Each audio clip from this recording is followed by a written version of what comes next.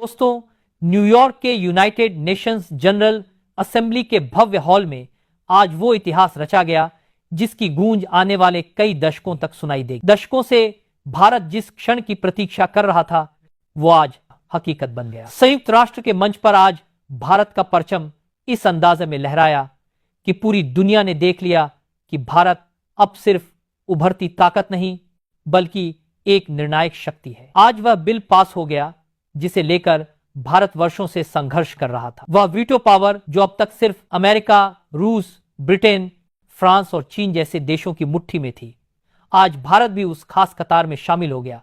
इसका मतलब साफ है, अब भारत की आवाज दुनिया के हर बड़े फैसले में निर्णायक होगी। कोई भारत को नजरअंदाजा नहीं कर पाएगा।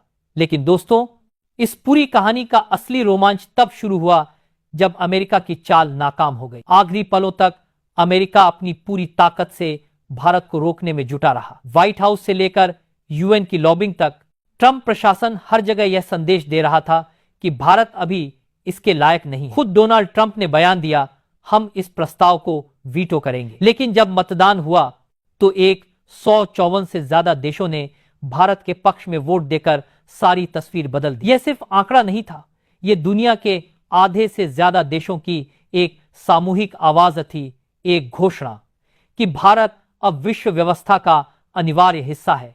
भारतीय प्रतिनिधियों की आंखों में आंसू थे। यह सिर्फ कूटनीतिक जीत नहीं थी, यह एक भावनात्मक विजय थी।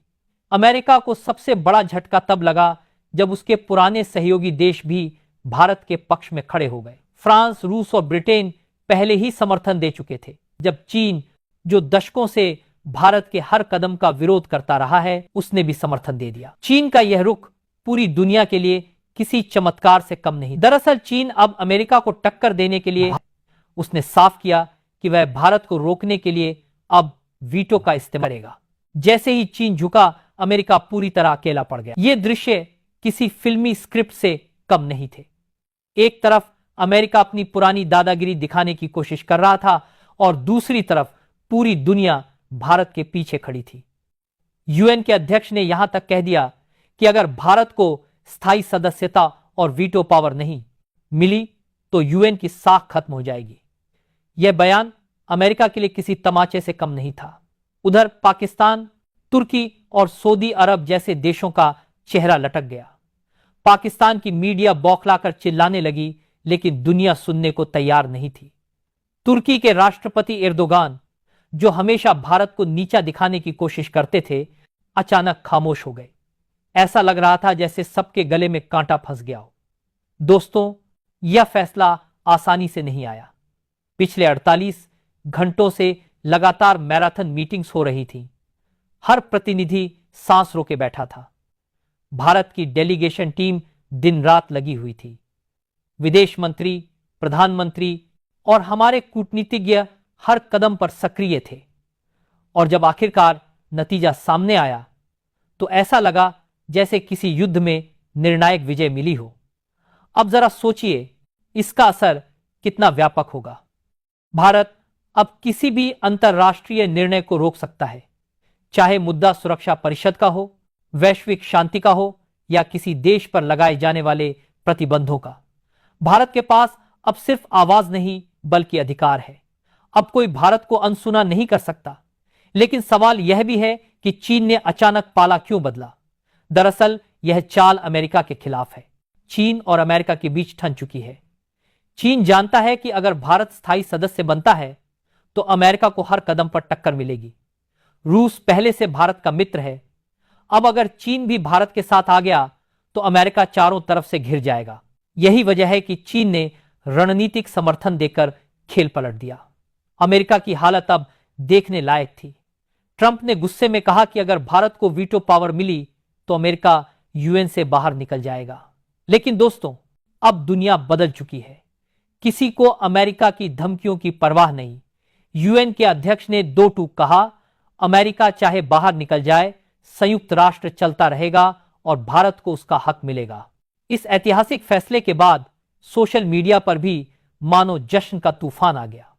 ट्विटर, इंस्टाग्राम, फेसबुक, हर जगह India UNSC permanent member trend करने लगा। बॉलीवुड से लेकर क्रिकेटर्स तक हर कोई बधाई संदेश भेज रहा था। पूरा देश गर्व से भर गया। पाकिस्तान में इस फैसले के बाद जैसे भूचाल आ गया। संसद में हंगामा मच गया। नेता चिल्ला चिल्लाकर कह रहे थे कि यह फैसला भारत को दुनिया की सबसे बड़ी ताकत बना देगा, लेकिन कोई सुनने वाला नहीं।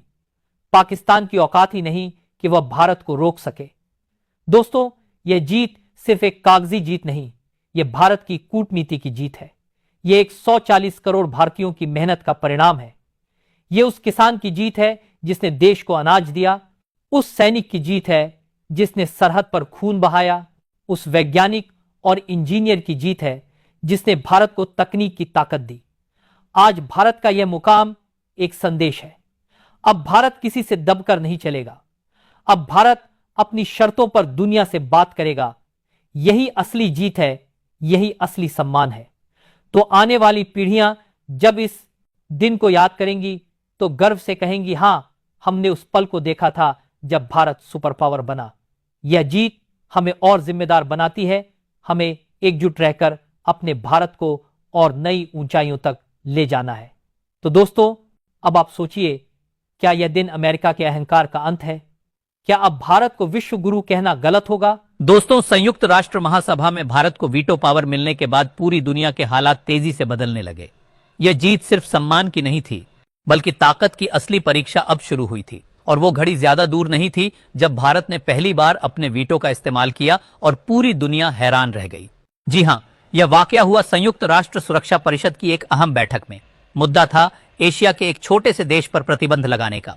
अमेरिका और उसके सहयोगी देश चाहते थे कि इस देश पर कठोर आर्थिक पाबंदियां लगाई जाएं।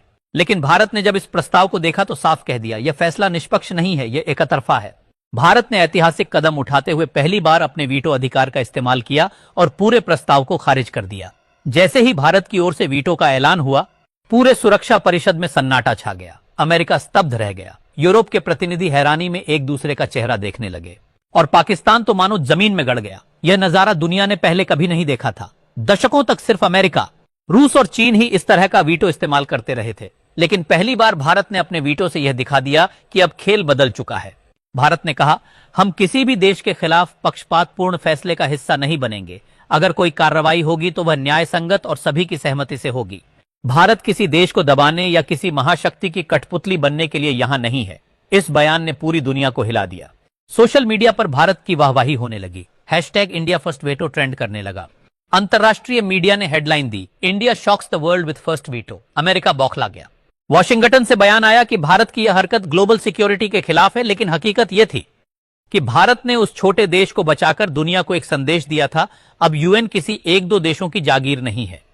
रूस और चीन ने तुरंत भारत का समर्थन किया।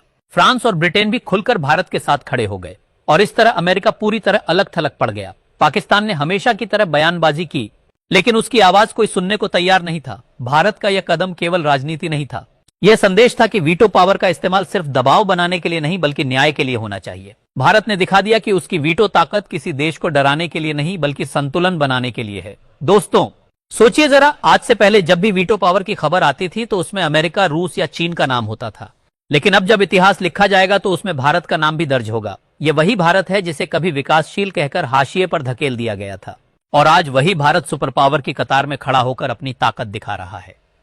अब हालात यह हैं कि जब भी संयुक्त राष्ट्र सुरक्षा परिषद में कोई प्रस्ताव आता है तो सबसे पहले सबकी नजर भारत पर टिक जाती है। सबको लगता है कि भारत क्या कहेगा, भारत का रुख क्या होगा। दोस्तों, ये सिर्फ शुरुआत है। भारत की यह पहली वीटो पावर की चोट ही काफी थी दुनिया को यह समझाने के लिए कि भारत अब गेम चेंजर है। दोस्तों, भारत के पहले वीटो इस्तेमाल ने जैसे ही पूरी दुनिया को चौंकाया, वैसे ही अमेरिका का गुस्सा 7वें आसमान पर पहुंच गया। वॉशिंगटन से लेकर न्यूयॉर्क तक हर जगह यही सवाल उठने लगा कि क्या भारत अब अमेरिका की पुरानी दादागिरी को खत्म करने की तैयारी में है। अमेरिका ने ताबड़तोड़ बयान दिए। ट्रंप ने प्रेस कॉन्फ्रेंस में कहा, भारत के इस कदम से वैश्विक सुरक्षा को खतरा है।